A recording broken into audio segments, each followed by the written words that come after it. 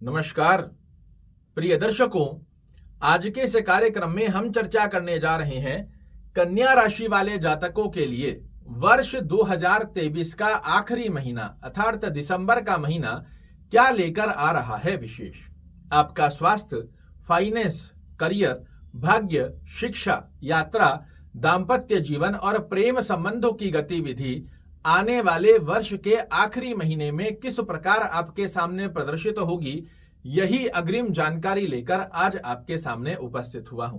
साथ ही कार्यक्रम के अंत में एक महा उपाय भी बताऊंगा जिसका पालन कर आप बना सकते हैं दिसंबर के महीने को यादगार। सबसे पहले चर्चा करते हैं पहले सुख की, और वो क्या है तो वो है निरोगी काया। आपके लग्न के स्वामी होते हैं बुध महाराज। कहां आकर विराजित हुए हैं तो चतुर्थ भाव में। ये एक बहुत ही अच्छा संकेत कन्या राशि वाले जातकों को पहले सुख से संबंधित दर्शाता है कि दिसंबर का महीना आपका स्वास्थ्य दृष्टिकोण बेहद अच्छा रहने वाला है। एक अलग सी ऊर्जा दिसंबर के महीने में आप अपने अंदर अनुभूति करेंगे जो कि कर्म क्षेत्र में और आपके व्यक्तित्व में एक अलग सा निखार बना कर दे। दूसरी स्थिति होती है धन की माया, और आपके धन भाव के स्वामी शुक्र महाराज धन भाव में ही बने हुए हैं। कब तक तो 25 दिसंबर तक।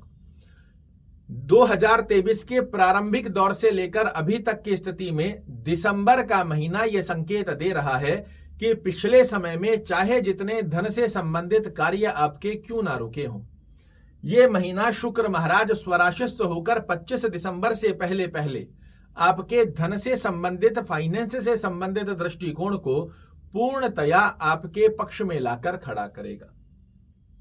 बात करें यदि कर्म दृष्टिकोण की स्थिति क्या संकेत दे रही है, तो आपके कर्म भाव के स्वामी होते हैं बुध महाराज, और कहां आकर विराजित हुए हैं तो आपके चतुर्थ भाव में, और दृष्टि कहां दे रहे हैं तो अपने ही घर पर।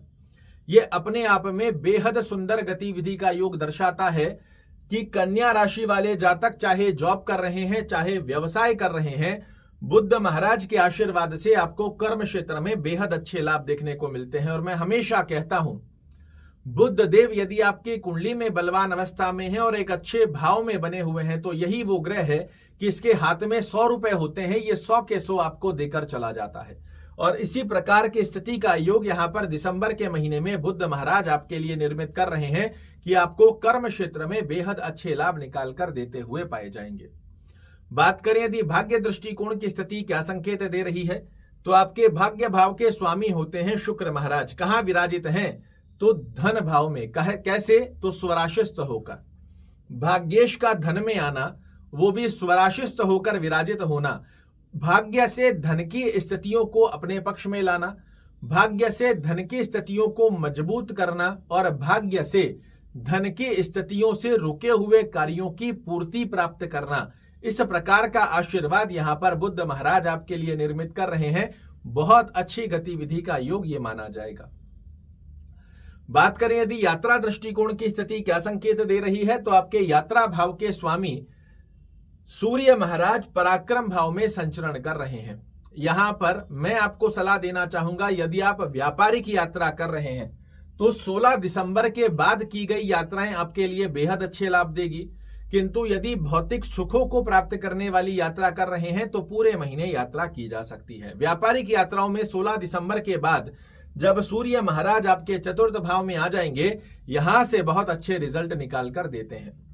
विद्या दृष्टिकोण की यदि हम चर्चा करते हैं तो विद्या भाव के स्वामी आपके शनि महाराज होते हैं और षष्टम भाव में संचरण कर रहे हैं। किंतु एक अच्छी स्थिति क्या है तो वक्री से मार्गी हुए हैं, और ये क्या है तो ये हायर एजुकेशन की स्थिति में कंपटीशन में सफलता का स्थान है।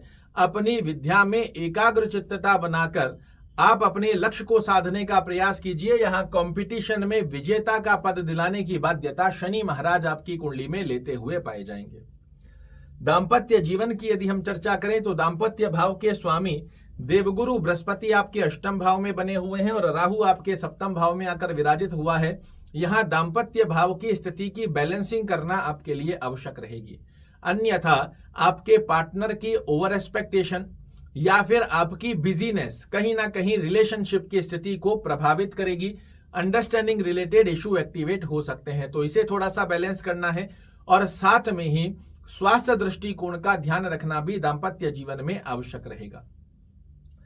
प्रेम संबंधों की यदि हम चर्चा करते हैं तो प्रेम संबंध की स्थिति में भी आपकी ओवर एक्सपेक्टेशन कहीं ना कहीं रिलेशन के अंदर खटास करती है और विच्छेदात्मक स्थिति को एक्टिवेट कर देती है। तो प्रयास कीजिए अपनी रिलेशनशिप की स्थिति को भी मैनेज कर रखने का प्रयास कीजिए। आइए जानते हैं उस ब्रह्म की के बारे में जिसका पालन कर आप बना सकते हैं दिसंबर के महीने को यादगार। आपकी कुंडली में इस महीने 2 ब्रह्म कारक ग्रह ऐसे बने हुए हैं जिनको यदि आपने हाथ थाम लिया ये लगा देंगे आपकी नैया पार। कौन कौन से? तो बुध महाराज और शुक्र देव, ये 2 वो कारक ग्रह आपकी कुंडली में एक्टिवेट हैं जो आपके लिए दिसंबर के महीने को यादगार बना सकते हैं। तो इनका आशीर्वाद प्राप्त करो और जीवन में बहुत आनंदमय स्थितियों का दर्शन करो। ओम बुधाय नमः का जाप करना, गणेश चालीसा का पाठ करना या सुनना, दोनों में से जो भी संभवत स्थिति बनती है ये आपके कर्म क्षेत्र को, व्यक्तित्व को, भौतिक सुखों को बेहद सुंदर बनाएगी। दुर्गा चालीसा का पाठ करना या सुनना, ओम शुक्राय नमः की 1 माला नियमित रूप से दिसंबर के पूरे महीने में जाप करना भाग्य का साथ दिलाएगी, धन से संबंधित स्थितियों को पूर्ण रूप से आपके पक्ष में लाती है और दृष्टिगत अवस्था में जीवन में चल रहे ऑब्स्टेकल को रिमूव करते हुए पाए जाएंगे शुक्र महाराज। इन 2 ब्रह्म कारक ग्रहों की स्थिति को यदि आप अपने जीवन में प्रसन्न मुद्रा में प्राप्त करते हैं तो आपके लिए दिसंबर का महीना यादगार सिद्ध होगा, इसमें किसी प्रकार का संकोच नहीं है। आशा करता हूं मेरे द्वारा दी गई यह जानकारी आपको पसंद आएगी। कल फिर से एक नई जानकारी लेकर आपके सामने उपस्थित होऊंगा। तब तक के लिए नमस्कार।